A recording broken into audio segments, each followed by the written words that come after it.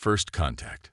The Carina Nebula blazed against the void of space, its swirling clouds of gas and dust painting a celestial masterpiece that had captivated humanity for centuries. Now, at its edges, the UES Hyperion held position, its quantum sensors probing the darkness for answers to a mystery that had puzzled Earth's finest minds for months. Captain Elena Rodriguez stood at the bridge's observation window, her dark eyes fixed on the nebula's shifting colors. Behind her, the bridge crew worked in focused silence, broken only by the soft chatter of status reports and the gentle hum of the ship's systems. Captain, new readings from the anomaly, Lieutenant James Chen announced, his fingers dancing across his holographic interface. The energy signature is evolving. Elena turned from the window, her movement deliberate in the ship's artificial gravity. Evolving how, Lieutenant? The patterns becoming more complex. It's like. Chen paused, double-checking his readings. It's like it's responding to our presence. The mathematical sequences we detected earlier are reorganizing themselves into new configurations. The discovery had started 3 months ago, when deep space probes detected an artificial structure hidden within the nebula's outer reaches. Initial scans suggested it was ancient, predating human civilization by tens of thousands of years. But unlike other alien ruins humanity had found in its expansion across the stars, this one was active. Put it on the main display, Elena ordered, moving to the center of the bridge. The holographic projection materialized before her, showing cascading strings of complex mathematical equations and patterns that seemed to twist in impossible ways. Dr. Sarah Patel, the ship's xenorchaeologist, stepped forward from her station. Captain, these patterns, they're similar to theoretical models of fifth-dimensional mathematics we've been working on. But this is far more advanced than anything we've achieved. Helena nodded, studying the display. After a century of space exploration, humanity had encountered plenty of evidence of alien civilizations, but all had been long dead or abandoned. This was different. This was active. This was waiting. Status of the structure, she asked. Unchanged, Captain, responded Commander Michael O'Neill from Tactical. Still reading as approximately 15 kilometers in length. Geometric design suggesting artificial construction. Energy readings are steady but significant. Whatever it is, it's got enough power output to run a small star system. Elena had fought in the Mars Rebellion and seen her share of combat, but this situation made her more nervous than any battlefield. Humanity's first potential contact with a living alien civilization would define their species' future. The weight of that responsibility pressed down on her shoulders like a physical force. Dr. Patel, your analysis. The xenorchaeologist gestured at the display, expanding one section of the mathematical patterns. These sequences aren't random. They're building on themselves, becoming more complex in response to our scanning attempts. It's like a test. A test. Elena raised an eyebrow. Yes, each sequence seems to be waiting for a response before generating the next level of complexity. It's not just broadcasting. It's engaging in a dialogue. Elena considered their options. First contact protocols were clear, but they'd been written with the assumption that humanity would be meeting aliens at a similar technological level. This structure predated human civilization by millennia. Its creators, if they still existed, would be so advanced that conventional protocols might be meaningless. Lieutenant Chen, can we respond to these patterns? Send back solutions to the mathematical sequences. Chen nodded slowly. I think so, Captain. The quantum computer should be able to process and generate appropriate responses. Do it, Elena ordered, but keep our defensive systems at full readiness. Commander O'Neill, I want weapons hot but powered down. Let's be prepared but not threatening. As Chen input the commands, the response was immediate. The structure's energy signature pulsed, and new patterns flooded their sensors. But these were different. They were transforming into recognizable symbols. Captain, Chen's voice was barely a whisper. I'm detecting language formation. It's It's translating itself into Earth languages. The bridge fell silent as words appeared on their main display. Chiji Aldoran of Earth. UAHVPASSEDTA first test. Your ability to co-impirati hindi and Orius P.O.N.D. to TQMPLA X dimensional mathematics. Prove is your readiness. We are ETAER Cytectes, and we AAV wo AIT long before a species worthy of our illegacily.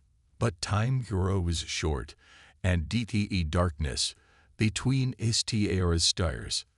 Approach if you dare to learn the truth of your Galactic's history, and AT's future. Elena felt the weight of history pressing down on her. This moment would change everything. Humanity's understanding of the universe, their place in it, and possibly their very survival. She took a deep breath, straightened her uniform, and made her decision. Lieutenant Chen, begin recording for Earth Command. Commander O'Neill, plot an approach vector to the structure.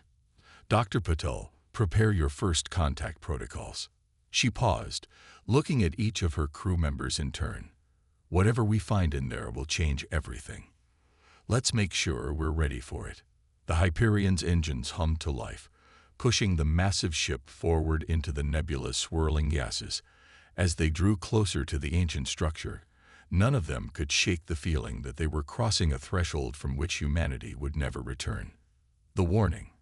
The interior of the architect's structure defied conventional physics. Captain Rodriguez and her team walked through corridors that seemed to fold through dimensions, guided by streams of living light that flowed like liquid through the metallic walls. Dr. Patel's instruments had given up trying to map their location 20 minutes ago. Their guide, a being that called itself Interface, moved ahead of them with fluid grace. Its form constantly shifted between states of matter, sometimes appearing solid, sometimes resembling a constellation of stars bound together in roughly humanoid shape. Your species adapts quickly, Interface observed, its thoughts materializing directly in their minds. Most races require significant psychological preparation before entering spaces that exist in more than 3 dimensions. We've had practice with the unexpected. Elena responded diplomatically, though her hand never strayed far from her sidearm. Years of space exploration had taught humanity that wonder and danger often walked hand in hand. They entered what Interface had termed the archive core, and Elena heard Dr. Patel gasp. The chamber stretched infinitely in all directions, filled with floating displays showing the history of countless civilizations. Streams of data flowed through the air like aurora borealis, automatically translating themselves into human-readable formats. This is the accumulated knowledge of 300 million years of galactic civilization, Interface explained. Every species that achieved spaceflight, every technology that was developed, every culture that bloomed and faded, all preserved here. Commander O'Neill stepped forward, his tactical training drawing his attention to specific displays. These are weapon schematics, defense systems far beyond anything we've conceived. Yes, Interface's form dimmed slightly. We had hoped to wait longer before sharing this part of our legacy, but time grows short. The threat we feared has awakened ahead of schedule. Elena felt her spine stiffen. What threat? Instead of answering directly, Interface gestured, and the entire chamber transformed. They found themselves standing in what appeared to be a recreation of an ancient battle. Massive ships of obviously different technological origins fought against a force that made Elena's blood run cold, vessels that seemed to be made of living darkness, consuming everything they touched. We call them the Void Hunters, Interface said quietly. They emerged from the spaces between galaxies 50 million years ago. At first, we thought them merely another spacefaring species, different but perhaps comprehensible. We were wrong. The scene shifted, showing planets being consumed, entire civilizations falling. They don't simply destroy, they consume. Knowledge, technology, life itself, all becomes part of their collective. The more they consume, the stronger they become, The more they learn, the harder they are to fight. That's why you went into hibernation, Dr. Patel realized. Not just to hide, but to deny them your knowledge. Correct. The horrific images faded. We were the most advanced civilization in the galaxy. Our technology in their hands would have made them unstoppable. So we hid ourselves and our knowledge, scattered our people across countless hidden stations like this one, and waited. Waited for what? Elena asked, though she suspected she knew the answer. For a species with the potential to succeed where we failed, one that could take our knowledge and use it in ways we never imagined, one that could think differently enough to find solutions we never saw. Interface turned its luminescent gaze fully on them. We waited for humanity. Elena exchanged looks with her team. Why us? What makes humans so special? You adapt. You innovate. Where other species perfect a technology and stick to it, humans constantly seek new approaches. We've watched your development. In mere centuries, you've gone from primitive combustion engines to quantum drives. Your solutions are unconventional, sometimes seemingly irrational, but effective. Interface's form solidified slightly, becoming more clearly humanoid. But most importantly, you understand something that most species never grasp: the power of diversity. Your greatest achievements come not from consensus, but from debate, from conflict, from the clash of different viewpoints and approaches. This is what makes you unique. This is what makes you dangerous. The Void Hunters have breached the dormant sensors we left in the Andromeda Galaxy, Interface continued. They will reach the Milky Way in less than 5 Earth years. We offer you our knowledge, our technology, everything we have preserved. But understand, this is not a gift. It is a burden, a responsibility. Elena straightened her shoulders, feeling the weight of the moment. How do we begin? Interface's form brightened. First, you must understand what you face. The Void Hunters are not simply an alien species. They are a cosmic horror, a force that exists to consume and corrupt. They cannot be reasoned with, cannot be appeased. They must be stopped, or everything. Not just humanity, not just this galaxy, but all of existence will fall into eternal darkness. The chamber shifted again, displaying complex technological schematics. We will teach you everything we know. But you must do what we could not: find a way to defeat them. Our linear thinking, our rigid adherence to proven methods, led to our failure. Your chaos, your creativity, your illogical leaps of intuition, these may be the galaxy's last hope. Elena looked at her team. Dr. Patel already engrossed in the scientific displays, Commander O'Neill analyzing the tactical data, Lieutenant Chen working to interface their systems with the architect's technology, each of them approaching the problem from different angles, different perspectives. Maybe Interface was right. Maybe humanity's greatest strength was its diversity of thought. Send the signal to Earth Command, she ordered. Tell them everything has changed, and we need to prepare for war. The Forge of Stars. 3 months after first contact with the architects, Earth's orbital shipyards had transformed beyond recognition. Ancient alien technology merged with human innovation, creating facilities that existed partially in higher dimensions. Ships under construction hung in space like constellations, their quantum-forged hulls gleaming with possibilities that defied conventional physics. In the primary research facility aboard Orbital Station Nova, Dr. Sarah Patel stood before a holographic display that filled an entire wall. Around her, a team of scientists from every nation on Earth worked in synchronized chaos, each bringing their unique perspective to the challenge before them. The problem, she explained to the assembled military leaders, isn't that the architect's technology is too advanced for us to understand. It's that they only ever looked at it one way. They built perfect, elegant solutions, and that's exactly why they failed. She gestured, and the display showed a comparison between an architect weapon system and its human modification. Look at what happened when we gave their designs to engineers from different cultural backgrounds. The Indian team integrated philosophical concepts of cyclical existence. The Japanese engineers applied principles from origami. The Nigerian team introduced elements from their traditional mathematics. Admiral Chen, the newly appointed head of Earth's defense forces, leaned forward. And the results? We've improved their weapons efficiency by 300%, not because we're smarter than the architects, but because we're messier, more chaotic. We try things they'd never consider because they're too inelegant. Across the solar system, humanity's preparation continued at a frantic pace. The Mars shipyard specialized in creating hybrid vessels that combined architect precision with human unpredictability. The Jupiter facilities focused on developing defensive systems that operated on principles the Void Hunters had never encountered. Even the asteroid belt had been transformed into a vast production facility, mining resources from dimensional spaces that hadn't existed before human engineers decided they should. Captain Rodriguez, now Fleet Commander Rodriguez, coordinated the efforts from the expanded Hyperion, which served as a testbed for new technologies. The key, she explained during a global briefing, is that we're not trying to match the Void Hunter's strength. We're changing the rules of the game entirely.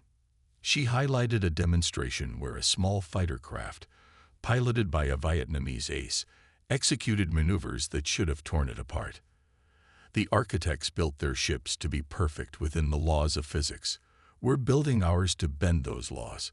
Each ship is unique, reflecting the creativity and cultural background of its designers and crew. The approach wasn't without its risks. Several early prototypes had been lost, their crews saved only by emergency dimensional anchors. But with each failure came new understanding, new approaches, new possibilities that the architects had never imagined. Commander O'Neill, leading the tactical development team, had introduced another revolutionary concept. The Void Hunters operate as a collective, sharing all knowledge instantly. It's their strength, but it's also a weakness. They expect opponents to behave logically, to follow predictable patterns. So we're doing the opposite. The tactical displays showed ships that could reconfigure themselves mid-battle, weapons that operated on principles that changed randomly, defense systems that drew inspiration from Earth's most chaotic natural phenomena. Every vessel in the growing fleet was different, each incorporating elements from humanity's diverse cultural and intellectual heritage. They'll expect us to fight like the architects, O'Neill explained, with perfect coordination, perfect strategy. Instead, we'll give them organized chaos. Every ship, every battle group will operate independently, creatively. They'll face thousands of different approaches simultaneously. But the greatest breakthrough came from an unexpected source. Dr. Maya Patel, Sarah's teenage daughter, had been visiting the station during a school field trip when she made an observation that changed everything. Looking at the architect data cores, she asked a simple question. Why does everyone assume the spaces between dimensions are empty? That question led to the development of the Void Lance, a weapon that didn't try to fight the Void Hunters with energy or matter, but turned their own domain against them. Initial tests showed promising results, though the power requirements were enormous. As the deadline approached, humanity's fleet grew. Each ship was a unique combination of architect technology and human creativity, representing the best of both species' approaches. The vessels were as diverse as humanity itself, some sleek and precise, others seemingly chaotic in design, all capable of things that the original architects would have considered impossible. 4 months until projected contact, Interface announced during one briefing, its form flickering with what seemed like excitement. Your preparations are unexpected, fascinating. You've taken our technology in directions we never imagined. That's what humans do. Elena responded, watching as another group of ships emerged from the orbital forges. We imagine the impossible, then we make it work. Even if it's messy, even if it's not elegant, we find a way. The architects seemed to consider this. Perhaps that is why we failed. We sought perfection when we should have embraced chaos. As the final preparations continued, Elena couldn't help but feel a mix of pride and apprehension. Humanity was about to face its greatest challenge, armed with technology they barely understood, following plans that defied conventional logic. But looking at the fleet assembling in space, each ship a unique expression of human creativity and determination, she felt something else too. Hope. The coming storm. They arrived ahead of schedule. The first signs came from the outer Oort cloud monitoring stations, quantum disturbances that rippled through space-time like waves in a dark ocean. Within hours, the void between stars began to warp and twist, forming patterns that hurt the human mind to observe. Fleet Commander Rodriguez stood on the Hyperion's dimensional bridge, watching as the tactical displays showed humanity's forces moving into position. The combined fleet represented every nation on Earth, every culture, every approach to warfare humanity had ever conceived, enhanced by architect technology and human innovation. Multiple breaches detected, Lieutenant Santos reported, her hands dancing over the holographic controls. They're not just coming from one direction. They're emerging from between the dimensions themselves. The Void Hunters appeared like living shadows cast by dying stars. Their ships, if they could be called ships, seemed to absorb both light and reality itself. The fleet's sensors struggled to track them, as their forms shifted between dimensions in ways that defied conventional physics.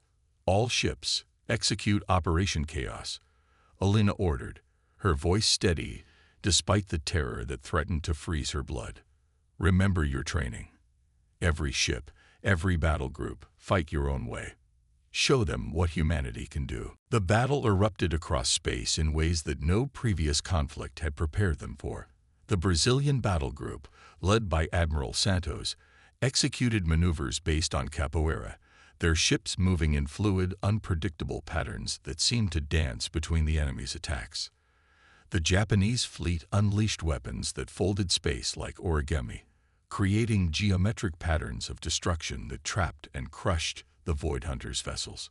Commander O'Neill's voice crackled over the command channel. They're adapting to our standard weapons, but the cultural variants are still effective. They can't predict what they don't understand. Elena watched as the Indian battle group deployed their Karma-class weapons, creating cycles of cause and effect that turned the Void Hunters' attacks back upon themselves. The Nigerian fleet's fractal defense patterns split and reformed, creating mathematical chaos that disrupted the enemy's collective consciousness. But the Void Hunters were horrifyingly efficient. When they consumed a ship, they didn't just destroy it.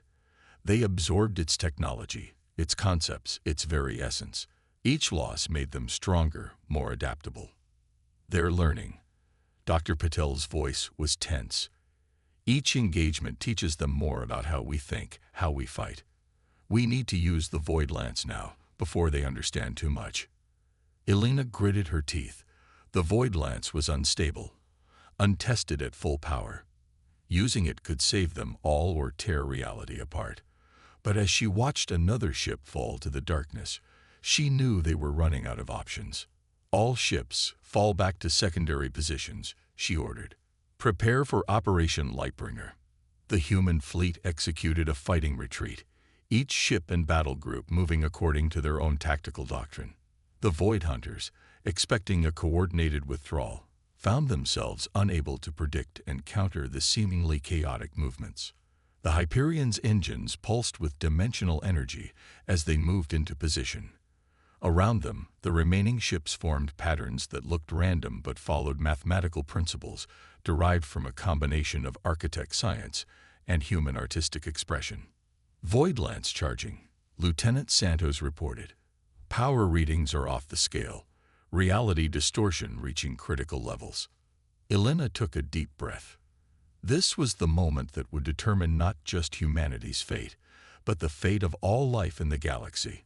They had one chance to prove that humanity's chaotic, creative approach could succeed where the architect's perfect precision had failed. On my mark, she ordered, watching as the Void Hunters gathered for what they thought would be a final devastating attack. Their ships merged into a vast darkness that threatened to swallow everything in its path.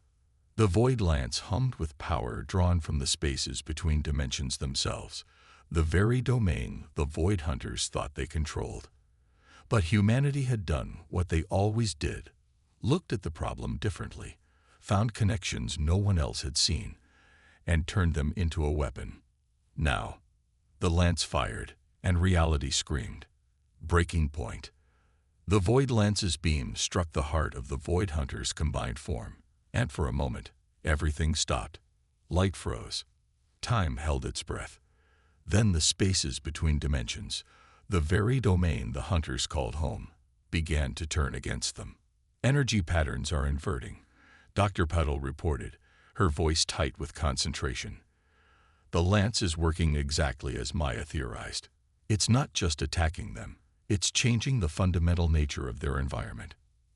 On the Hyperion's dimensional displays, Alina watched as the weapon her species had created did the impossible. The void lance wasn't destroying the hunters, it was transforming the void itself, turning their greatest strength into a prison of light and order. But the enemy was far from defeated. The void hunters' collective consciousness screamed across dimensional barriers, a sound that made blood vessels burst and minds recoil. Their form began to adapt, trying to absorb and corrupt the lance's energy, just as they had done with countless weapons before. They're learning to counter it, Commander O'Neill warned, conventional adaptation patterns showing in their response. Alina smiled grimly. Exactly as we planned. All ships, execute protocol battle. Across the battlefield, every human vessel began broadcasting different frequencies, different patterns, different approaches to reality itself. The Chinese fleet deployed philosophical paradoxes as weapons. The Australian battle group unleashed chaos patterns based on Aboriginal Dreamtime mathematics. The unified fleet of Africa transmitted rhythms and frequencies derived from thousands of years of tribal music. The Void Hunters' collective consciousness, trying to adapt to and absorb everything at once, began to fragment. It's working, Dr. Pyle exclaimed. They can't maintain cohesion while processing so many different patterns simultaneously. Their greatest strength is becoming their weakness, Alina finished. All ships pushed the attack. Every battle group, fight in your own way. Show them everything humanity has to offer. The battle transformed into something beyond conventional warfare. Each human ship and battle group operated independently, creating a symphony of chaos that the highly ordered, collective mind of the Void Hunters couldn't process. Where they expected logic, they found inspiration. Where they sought patterns, they encountered art. The Hyperion system screamed warnings as reality itself buckled under the strain. The Void Lance continued its work, transforming the dimensional spaces the hunters relied on, while humanity's fleet attacked from every conceivable angle, and quite a few that should have been inconceivable. Commander, Interface's voice manifested in Alina's mind, tinged with something that might have been awe. What your species has done, it defies everything we thought possible. You've turned combat into creation, warfare into art. That's humanity for you. Alina responded, watching as another Void Hunter construct collapsed under the assault of what appeared to be weaponized jazz music from the New Orleans battle group. We've never been good at following rules, even the rules of reality. The battle reached its crescendo. The Void Hunters, their collective consciousness fragmented by the assault of 1,000 different human approaches, began to break apart. Their attempt to absorb and understand everything at once had overloaded their capacity to maintain unity. Energy readings are critical, Lieutenant Santos reported. The Lance is reaching maximum penetration of dimensional barriers. Alina took a deep breath. All ships, final assault pattern. Show them everything at once. Hold nothing back. The human fleet responded with a display that would be remembered for generations. Every ship, every weapon, every defense system operating on different principles, all working together in a chaos so perfect it became art.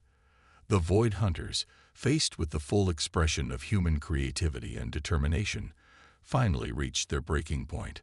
Their dissolution was like watching a shadow be consumed by light.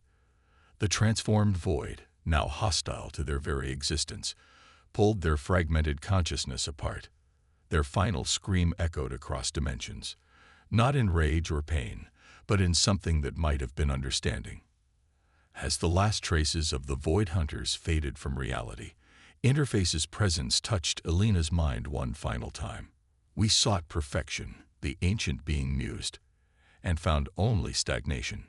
You embraced chaos, imperfection, diversity, and in doing so, achieved something greater than perfection could ever be.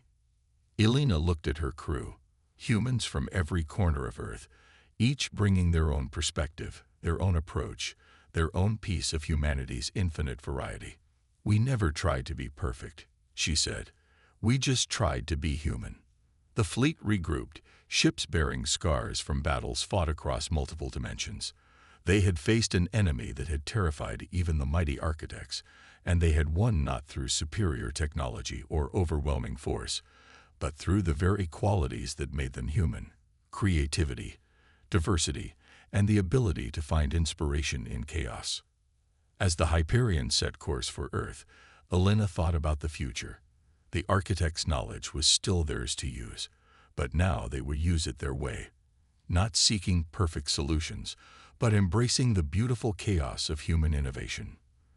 The void between stars was quiet now, transformed by human ingenuity into something new. And in that transformed void, humanity looked to the future not with fear, but with the same curiosity and creativity that had saved them all. After all, there were still mysteries to solve, frontiers to explore, and an entire universe waiting to see what humanity would do next. And if their solution to those challenges wasn't perfect, well, that was exactly the point.